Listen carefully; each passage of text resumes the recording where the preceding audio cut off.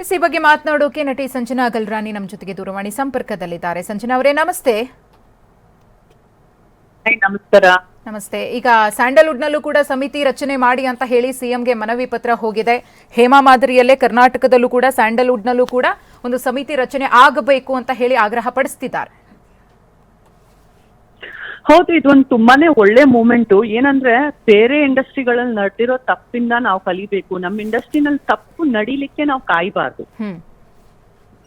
And ಏನಾಗಿದೆ, ನಮ್ಮ ಒಕ್ಕೂಟದಲ್ಲಿ ನಿರ್ದೇಶಕರಿದ್ದಾರೆ, ನಿರ್ಮಾಪಕರಿದ್ದಾರೆ. ನಮ್ಮ ಒಕ್ಕೂಟದವರು ತುಂಬಾನೇ ರೆಸ್ಪಾನ್ಸಿಬಲ್ ಆಗಿ ಮಹಿಳೆಯರಿಗೆ, ನನಗೇನ ನಾನು ಹೇಳ್ತೀನಿ ನನ್ನ ಅನುಭವದಲ್ಲಿ, ನಿರ್ಮಾಪಕರು ನಿರ್ದೇಶಕರು ನಾನು ಯಾರು ಒಕ್ಕೂಟದವ್ರು ಇದಾರೋ ಮಾತಾಡಿದ್ರೆ ಚೆನ್ನಾಗಿದೀಯಾ ಅಮ್ಮ ಅಂತ ಅಮ್ಮ ಹೇಳ್ಬಿಟ್ಟು ನನ್ನನ್ನ ಒಂದು ಗೌರವ ಕೊಟ್ಬಿಟ್ಟು ಮಾತಾಡ್ತಾರೆ. ಸಂಜನಾ ಅಂತಾನು ಹೇಳಲ್ಲ, ಅಷ್ಟು ಗೌರವ ಕೊಟ್ಬಿಟ್ಟು ಮಾತಾಡ್ತಾರೆ. ಬಟ್ ಕೆಲವೊಬ್ರು ಇಂಡಸ್ಟ್ರಿನಲ್ಲಿ ಅವ್ರು ಯಾವ ಒಕ್ಕೂಟದಿಂದಾನು ಇರಲ್ಲ. ನಾವು ಕನ್ನಡ ಇಂಡಸ್ಟ್ರಿ ಅವ್ರು ಅಂತ ಓಡಾಡ್ತಿರ್ತಾರೆ. ನಾನು ಫೈನಾನ್ಸ್ ಮಾಡ್ತೀನಿ, ನಾನು ಪ್ರೊಡ್ಯೂಸ್ ಮಾಡ್ತೀನಿ, ನಾನು ವೀರ ಪೀರ ಅಂತ 17-18 ವರ್ಷಗಳಲ್ಲಿ ಇರೋ ಬಾಲ್ಯ ವಯಸ್ಸಲ್ಲಿರೋ middle class, lower middle class ಹೆಣ್ಮಕ್ಳು ಬರ್ತಾರಲ್ಲ, ಅವ್ರಿಗೆ ನಾನ್ ಪ್ರೊಡ್ಯೂಸ್ ಮಾಡ್ತೀನಿ, ನಾನ್ ನಿನ್ಗೆ ದೊಡ್ಡ ಜೀವನ ಕೊಡ್ತೀನಿ ಅಂತ ಫೇಕ್ ಜನ ಇರ್ತಾರೆ. ಫೇಕ್ ಪ್ರೊಡ್ಯೂಸರ್ಸ್ ಮತ್ತೆ ಫೇಕ್ ನಿರ್ದೇಶಕರು. ಅವ್ರಿಗೇನೆ ಒಂದು ಬೇಸ್ ಇರಲ್ಲ. ಬಟ್ ಅವ್ರು ಹೆಂಗ್ ಮಾತಾಡ್ತಾರಂದ್ರೆ ಹೆಣ್ಮಕ್ಳು ಕುತ್ಕೊಂಡಿದ್ ಜಾಗದಲ್ಲೇ ಅವ್ರು ಐಶ್ವರ್ಯ ರಾಯ್ ಆಗೋಗಿದಾರ ಅಂತ ಅನ್ಕೋಬೇಕು. ಸೊ ಅದ್ರಲ್ಲಿ ಏನಾಗುತ್ತೆ, ನಮ್ ಕನ್ನಡ ಇಂಡಸ್ಟ್ರಿಯ ಹೆಸರು ಇಂಡೈರೆಕ್ಟ್ ಆಗಿ ಬಳಸ್ಕೊಳ್ತಾರಲ್ಲ, ಅದಕ್ಕೆಲ್ಲ ಯಾರ್ ಜವಾಬ್ದಾರಿ? ಹೆಣ್ಮಕ್ಳು ದುರುಪಯೋಗ ಆಗೋದ್ರೆ ಪಾಪ ಅಷ್ಟು ಚಿಕ್ಕ ವಯಸ್ಸಲ್ಲಿ ಯಾರಿಗೂ ಹೇಳ್ಕೊಳಕ್ಕೂ ಆಗಲ್ಲ. ಹೇಳ್ಕೊಳ್ಳಿದ್ರೇನು ಫ್ಯೂಚರ್ ಹಾಳಾಗತ್ತೆ, ಫಿಲ್ಮ್ ಇಂಡಸ್ಟ್ರಿ ಕರಿಯರ್ ಹಾಳಾಗತ್ತೆ, ಮನೆಯಲ್ಲೂ ಹೇಳ್ಕೊಳಕ್ ಆಗಲ್ಲ.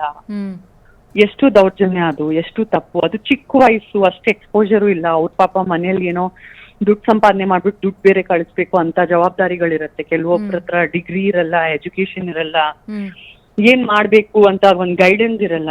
ಸೊ ಒಂದ್ ಕಮಿಟಿ ಅನ್ನೋದು ಇದ್ರೆ ಇದಕ್ಕೆ ಒಂದು ಯಾರಾದ್ರೂ ಇಂಡಸ್ಟ್ರಿಗೆ ಬರ್ಬೇಕಂದ್ರೆ ಫಸ್ಟ್ ಬಂದ್ಬಿಟ್ಟು ಆ ಒಂದು ಆರ್ಟಿಸ್ಟ್ ಅಸೋಸಿಯೇಷನ್ ತರ ನಾವು ಫಾರ್ಮ್ ಮಾಡಿದ್ರೆ ಅದ್ರಲ್ಲಿ ಬಂದ್ಬಿಟ್ಟು ಒಂದು ಹೆಣ್ಣಾಗಿ ನಿಮ್ಮ ಹಕ್ಕುಗಳು, ನಿಮ್ಮ ಸೀಮಿತೆಗಳು ಏನು, ನೀವ್ ಯಾರನ್ನ ನಂಬೇಕು, ಯಾರನ್ನ ನಂಬಾರ್ದಂತ ಒಂದು ಎಜುಕೇಶನ್ ಕೊಡ್ಬೇಕು ನಾವು ಅವ್ರಿಗೆ.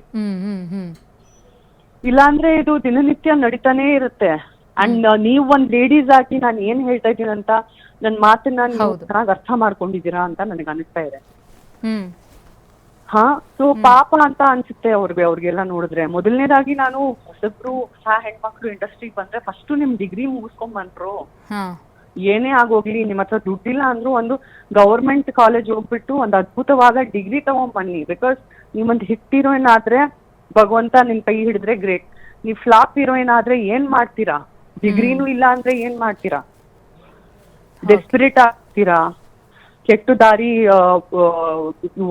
ದಾರಿಗೆ ಕೆಟ್ಟ ಚಾಯ್ಸಸ್ಗೆ ಒಳಗ್ ಹಾಕ್ತೀರಾ, ಟೆನ್ಷನ್ ಆಗೋಗ್ತೀರಾ, ಜೀವನ ಹಾಳಾಗೋಗುತ್ತೆ. ಯಾರು ನಿಮ್ ಕೈ ಹಿಡಿತಾರೆ? ಅದೇ ನಿಮ್ ಹತ್ರ ಒಂದು ಎಜುಕೇಶನ್ ಇದ್ರೆ ಹೀರೋಯಿನ್ ಆದ್ರೂ ಏನು, ನೀವು ನಿಮ್ಮ ಎಜುಕೇಶನ್ ದಾರಿ ನೀವು ಹೋಗ್ಬಲ್ಲೆ. ನನ್ ಡಿಗ್ರಿ ಇದೆ, ನಾನ್ ಕೆಲಸ ಮಾಡಬಲ್ಲೆ, ನನಗೆ ಕೆಲಸ ಸಿಗತ್ತೆ, ನೌಕರಿ ಸಿಗತ್ತೆ ಅಂತ ಒಂದು ಕಾನ್ಫಿಡೆನ್ಸ್ ಇರಬಲ್ಲೆ.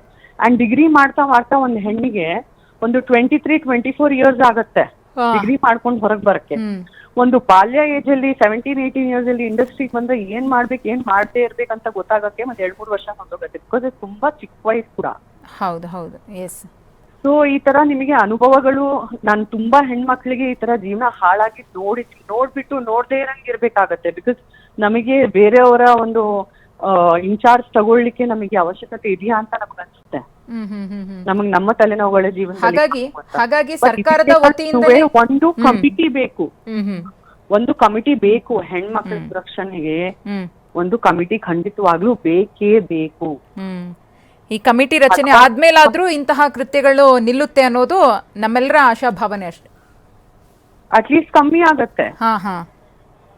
ನಿಲ್ಲತ್ತೆ ಅಂತ ಹೇಳೋದು ಕಷ್ಟ. ಬಟ್ ಹೆಣ್ಮಕ್ಳೇ ಒಂದಷ್ಟು ಎಚ್ಚರಿಕೆ ಆಗಿರ್ಬೇಕು. ಕಾಲ ಹಂಗಿದೆ, ಕಲಿಯುಗ ಇದು. ಒಳ್ಳೆ ಹೆಣ್ಮಕ್ಳನ್ನು ಕೆಟ್ಟ ದಾರಿಗೆ ಎಳೆದು ಬಿಡುತ್ತೆ ಅಂತ ತಾವ್ ಹೇಳ್ತಿರೋದು. ಹೌದು, ತುಂಬಾ ಜೋಪಾನವಾಗಿರ್ಬೇಕು ಹೆಣ್ಮಕ್ಳು. ಪ್ರತಿಯೊಬ್ರು ಹೆಣ್ಣು ಯಾರು ಕೇಳಿಸ್ಕೊಳ್ತಾ ಇದ್ರು. ಅಂಡ್ ನಿಮ್ಮ ತಾಯಿ ಜೊತೆಗೇನೆ ಬನ್ನಿ ನೀವು ಶೂಟಿಂಗ್ಗೆ. ನೀವು ಔಟ್ ಆಫ್ ಸ್ಟೇಷನ್ ಹೋದ್ರು ನಿಮ್ಮ ಹಕ್ಕಿಂದ ಕೇಳಿ, 1+1 ಫ್ಲೈಟ್ ಟಿಕೆಟ್ ಕೊಡಿ, ಇಲ್ಲಾಂದ್ರೆ ಬಸ್ ಟಿಕೆಟ್ ಆದ್ರೂ ಕೊಡಿ. ನನ್ ಮನೆಯವ್ರು ಇಲ್ದೆ ನಾನ್ ಬರಲ್ಲ ಅಂತ. ಇದೆಲ್ಲ ಹೇಳ್ಕೊಡೋರು ಯಾರು ಹೊಸಬ್ರಿಗೆ? ಯಾರು ಇಲ್ಲ. ಓಕೆ. ಸೊ ಇದೆಲ್ಲ ಹೇಳ್ಕೊಡೋದಕ್ಕೆ ನಮಗೊಂದು ಕಮಿಟಿಯ ಅವಶ್ಯಕತೆ ಇದೆ. ಎಸ್ ಸಂಜನಾ ಅವರೇ. ಆ ಒಂದು ಕಮಿಟಿ ಇದ್ದು ಆ ಕಮಿಟಿ ಮೂಲಕ ಇದೆಲ್ಲ ನಾವು ಹೇಳ್ಕೊಟ್ರೆ ನಿಮ್ಮ ಹಕ್ಕುಗಳು ಏನು, ನೀವೇನ್ ಸೌಲಭ್ಯ ಕೇಳಬಹುದು. 1+1 ಬಸ್ ಟಿಕೆಟ್ ಕೇಳೋದು ಹೊರ ಊರಿಗೆ ಹೋಗಿ ಶೂಟ್ ಮಾಡಕ್ಕೆ ಅದೇನು ಲಕ್ಸುರಿ ಅಲ್ಲ. Okay okay. ಅದು ತನ್ನ ಸುರಕ್ಷಣೆಗೆ ಒಂದು ಹೆಣ್ಣು ಕೇಳ್ಕೊಳ್ಳೋ ಒಂದು ಸೌಲಭ್ಯ ಅಲ್ವಾ. S S. ನೈಟ್ ಶೂಟಿಂಗ್ ಹೋದ್ರೆ ಒಬ್ರೇ ಹೋಗ್ಬೇಡಿ.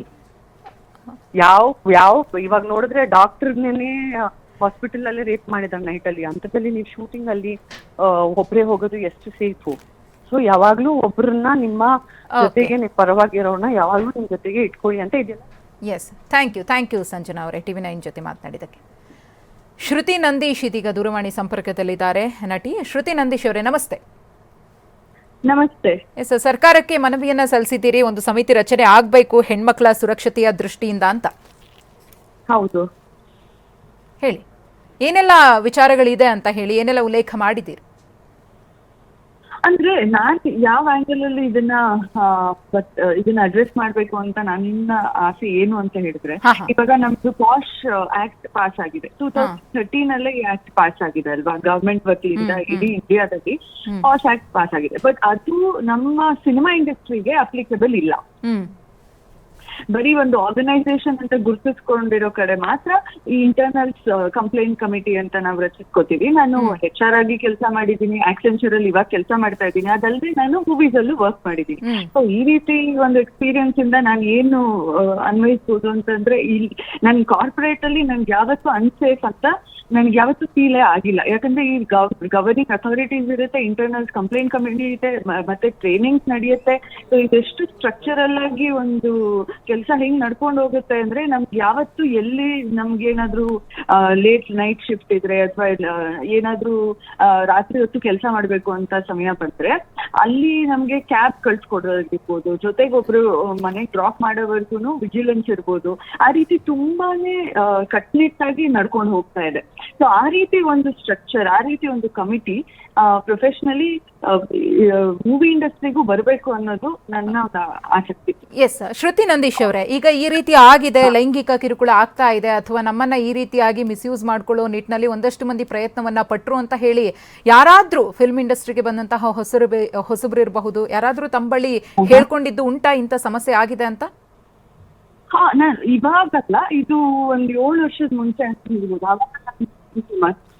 ಮತ್ತೆ ನಾನು ಈ ಮೀಟಿಂಗ್ ಹೋದಾಗ ನನಗ ಒಂದು ಭಯ ಖಂಡಿತ ಇರ್ತಾ ಇತ್ತು. ಯಾಕಂದ್ರೆ ಇಲ್ಲೇನೋ ಆದ್ರೆ ನಾನು ಯಾರಿಗೂ ಕಂಪ್ಲೇಂಟ್ ಮಾಡ್ಲಿ, ನಾನು ಹೇಗ್ ಮಾಡ್ಬೇಕು, ಯಾರ ಹತ್ರ ಹೇಳ್ಕೋಬೇಕು, ಯಾರ ಹತ್ರ ಹೇಳ್ಕೊಂಡ್ರೆ ಆಮೇಲೆ ನನ್ನ ಅಗೇನ್ಸ್ಟ್ ಯಾರಾದ್ರೂ ಏನಾದ್ರು ನನಗೆ ಹಾರ್ಮ್ ಮಾಡಿದ್ರೆ ಹೇಗೆ ಅನ್ನೋದು ಒಂದು ತಳಮಳ ಇತ್ತು. ಯಾವ್ದಾದ್ರು ಇನ್ಸಿಡೆಂಟ್ ಆದ್ರೂ ನಾನು ಏನ್ ಮಾಡ್ಬೇಕು ಅನ್ನೋದು ಮಿಷನ್ ಮಾಡ್ತಿರ್ತಾ ಇತ್ತು. ಅದಕ್ಕೆಲ್ಲ ಒಂದು ಕರೆಕ್ಟ್ ಆಗಿರೋ ಒಂದು ಪ್ರೊಸೀಜರ್ ಇರ್ಬೇಕು ಅಂತ ನನ್ನ ಅನಿಸಿಕೆ. ಆದ್ರಿಂದ ಈ ರೀತಿ ಒಂದು ಕಮಿಟಿ ರಚಿಸೋದ್ರಿಂದ ಅದೆಲ್ಲ ಅಡ್ರೆಸ್ ಆಗುತ್ತೆ. ಇದನ್ನೆಲ್ಲ ನಾವು ಇವಾಗ ಸೋಷಿಯಲ್ ಮೀಡಿಯಾ ಎಷ್ಟು ಪವರ್ಫುಲ್ ಅಂತ ಹೇಳಿದ್ರೆ, ನ್ಯೂಸ್ ಚಾನೆಲ್ಸ್ ಇಂದ ಇರ್ಬೋದು, ಸೋಷಿಯಲ್ ಮೀಡಿಯಾ ಇಂದ ಇರ್ಬೋದು, ಇದನ್ನ ಎಲ್ಲರಿಗೂ ಮನವಿ ಮಾಡಿಕೊಟ್ರೆ ಇದೊಂದು ವಾರ್ನಿಂಗ್ ಸೈನ್ ತರನೂ ಹೋಗುತ್ತೆ, ಹಾಗೆ ಒಂದು ಸೇಫ್ಟಿ ನೆಟ್ ಆಗುತ್ತೆ ಅಲ್ವಾ. ಎಸ್, ಇನ್ನು ಶ್ರುತಿ ನಂದೀಶ್ ಅವರೇ, ಈಗ ಕೆಲವರಿಗೆ ಇಂಡಸ್ಟ್ರಿಯಲ್ಲಿ ಏನಂದ್ರೆ ಅವರಿಗೆ ಪರ್ಸನಲ್ ಆಗಿ ಆ ರೀತಿ ಎಕ್ಸ್ಪೀರಿಯನ್ಸ್ ಆಗಿರುತ್ತೆ. ತುಂಬಾ ನಟಿಯರು, ಫೇಮಸ್ ನಟಿಯರು, ಹಿರಿಯ ನಟಿಯರು ಕೂಡ ಅದನ್ನ ಓಪನ್ ಅಪ್ ಆಗಿ ಹೇಳ್ಕೊಂಡಿದ್ದಾರೆ. ನಿಮ್ಗೇನಾದ್ರೂ ಆ ರೀತಿ ಕೆಟ್ಟ ಅನುಭವ ಆಗಿತ್ತಾ? ನನಗೆ ಅಪ್ರೋಚ್ ಮಾಡಿರೋಂತ ಸನ್ನಿವೇಶಗಳು ಇದೆ, ಆದ್ರೆ ಯಾವುದೇ ರೀತಿ ಕಿರುಕುಳಕ್ಕೆ ಒಳಗಾಗಿರುವಂತ ಸನ್ನಿವೇಶ ಸದ್ಯ ದೇವ್ರದೇ ಇಲ್ಲ. ಬಟ್ ಈ ರೀತಿ ಅಪ್ರೋಚ್ ಮಾಡೋ ಅಂತ ಸನ್ನಿವೇಶ ಎಲ್ಲರಿಗೂ ಆಗಿರುತ್ತೆ. ಈ ಸಿನಿಮಾ ಇಂಡಸ್ಟ್ರಿಗೆ ಆಡಿಷನ್ಸ್ ಹೋಗೋ ಎಲ್ಲಾ ಒಂದು ಹೆಣ್ಮಕ್ಳಿಗೂ ಈ ರೀತಿ ಸನ್ನಿವೇಶ ಆಗಿರುತ್ತೆ. ಅವ್ರಿಗೆ ಯಾರ ಹತ್ರ ಏನ್ ಹೇಳ್ಬೇಕು ಅಂತ ಗೊತ್ತಾಗೋದಿಲ್ಲ. ಸೊ ಯಾವ ರೀತಿ ಅಂದ್ರೆ, ನಾನೊಂದು ಎಕ್ಸಾಂಪಲ್ ಹೇಳ್ಬೇಕು ಅಂತ ಹೇಳಿದ್ರೆ, ಇವತ್ ರಾತ್ರಿ ಮನೆಯಲ್ಲಿ ಹೌಸ್ ಪಾರ್ಟಿ ಮಾಡೋಣ, ಬರಕ್ಕಾಗತ್ತಾ? ಈ ರೀತಿ ಇಂಡೈರೆಕ್ಟ್ ಆಗಿ ಇದ್ ಮಾಡೋದು. ಇಂಡೈರೆಕ್ಟ್ ಆಗಿ ಅದು ನಿಮ್ಗೆ even if you say it outside, ಅದೇನು ಆತರ ಪ್ರೂಫ್ ಅಂತ ಆಗಲ್ಲ. ಸೊ ನಮ್ ಹುಷಾರಲ್ಲಿ ನಾವ್ ಇರ್ಲೇಬೇಕು, ಅದು ಫಸ್ಟ್. ನಾವ್ ತುಂಬಾ ಹುಷಾರಾಗಿ ಇರ್ಬೇಕು. ಅದಕ್ಕೆ ಮೀರಿ ನಮ್ಮನ್ನ ನಾರ್ಮಲ್ ಆಗಿ ಎಲ್ಕೋ ಕರ್ಕೊಂಡು ಹೋಗಿ ಏನೋ ಒಂದು ಕಿರುಕುಳ ಆಯ್ತು ಅಂತ ಅಂದ್ರೆ ಇಮಿಡಿಯೇಟ್ಲಿ ಪೊಲೀಸ್ಗೆ ನಾವು ರಿಪೋರ್ಟ್ ಮಾಡ್ಕೋಬೇಕು. ಬಟ್ ಇಂಟರ್ನಲ್ ಕಮಿಟಿ ಒಂದು ನಮ್ಮ ಇದು ಏನೋ ಸಿನಿಮಾ ರಂಗಕ್ಕೆ ಒಂದು ಕಮಿಟಿ ಅಂತ ಬಂದ್ರೆ ಫಸ್ಟ್ ಅಲ್ಲಿಗೆ ರೀಚ್ ಔಟ್ ಮಾಡಿ ಅಲ್ಲಿಂದ ಅದನ್ನ ಮುಂದಕ್ಕೆ ತಗೊಂಡು ಹೋಗ್ಬೋದು. ಓಕೆ, ಧನ್ಯವಾದ ಟಿವಿ9 ಜೊತೆ ಮಾತನಾಡಿದ್ದಕ್ಕೆ.